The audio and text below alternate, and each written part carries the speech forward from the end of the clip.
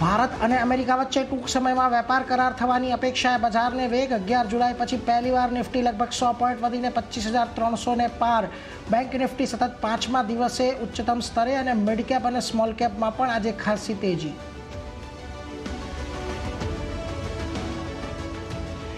બીએસસીના તમામ સેક્ટોરલ ઇન્ડેક્સમાં આજે તેજી. ભારત અને અમેરિકા વચ્ચે વેપાર કરારની ચર્ચાએ ડિફેન્સ સેક્ટરમાં આવ્યો બૂસ્ટ. 1.5%થી વધુનો ઉછાળો.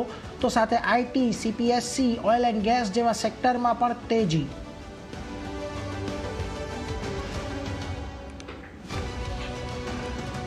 અને ગુજરાત ફ્લોરોકેમિકલમાં આજે બ્લોક ડીલ મારફતે 14 લાખ શેર્સમાં 500 કરોડના થયા મોટા સોદા બાદ અહીંયાથી આવ્યો ઘટાડો.